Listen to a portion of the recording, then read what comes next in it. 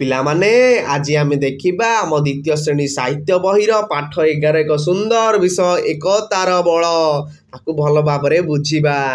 ତାହେଲେ ପଢିବା ଆଉ ବୁଝିବା। ପିମ୍ପୁଡ଼ିଙ୍କ ଦିନେ ବସିଲା ସଭା, ବିଚାରିଲେ ଆଖୁ ଚାଷ କରିବା।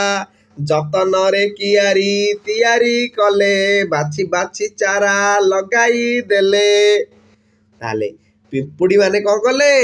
ଦିନେ ସଭା ବସେଇଲେ, କହିଲେ ଆମେ ଆଖୁ ଚାଷ କରିବା ଏବଂ ବହୁତ ଯତ୍ନରେ କ'ଣ ଗୋଟେ କିଆରି ଆଖୁ କିଆରି ତିଆରି କଲେ ଏବଂ ବାଛି ବାଛି ଚାରା ମଧ୍ୟ ଲଗାଇ ଦେଲେ।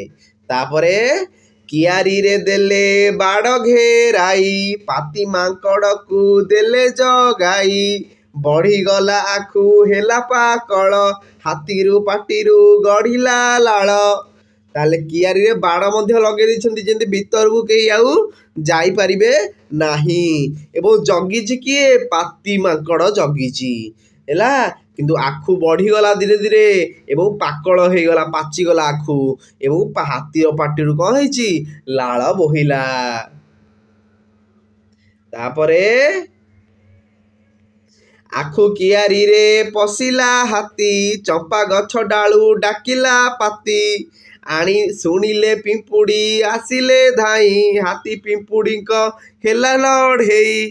ତାହେଲେ ହାତୀ ପିଲାମାନେ କେଡ଼େ ବଡ଼ ଜୀବଟେ, ତା ସହିତ ପିମ୍ପୁଡ଼ି ଲଢ଼େଇ କରୁଛି। କେମିତି ଦେଖିବା? ତାହେଲେ ଆଖୁ କିଆରିରେ ହାତୀ ପାଟିରୁ ଲାଳ ବୋହିଛି, ସିଏ ଆଖୁ କିଆରିରେ ପଶିଛି।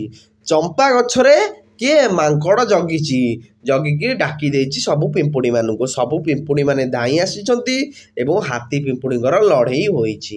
ପିମ୍ପୁଡ଼ି କାମୁଡ଼ା ସହି ନ ପାରି, ହାତୀ ପଳାଇଲା ଜୀବନ ଧରି।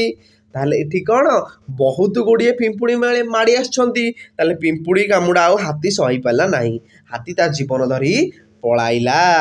କିଆରିରେ ହାତୀ ରହିଲା ନାହିଁ, ଖୁସିରେ ପିମ୍ପୁଡ଼ି ଉଠିଲେ ଗାଇ। ହାତୀ ଖାଇଯିବ ଆମ ସମ୍ପତ୍ତି, ଛାଡ଼ିଦେବୁ ଆମେ ପିମ୍ପୁଡ଼ି ଜାତି। ହେଲା, ସେ କହୁଛନ୍ତି ହାତୀ କ'ଣ ଆମ ସମ୍ପତ୍ତି ଖାଇଦେବ, ଆମେ ପିମ୍ପୁଡ଼ି ଜାତି ଛାଡ଼ିଦେବୁ। ତାହେଲେ ଆମେ ଏଠି ଜାଣିଲେ ଏକତାର ବଳ। ଦେଖ ହାତୀଟା କେଡ଼େ ବଡ଼, କିନ୍ତୁ ଅସଂଖ୍ୟ ପିମ୍ପୁଡ଼ି ଅଛନ୍ତି, ବହୁତ ଗୁଡ଼ିଏ ପିମ୍ପୁଡ଼ି ଅଛନ୍ତି।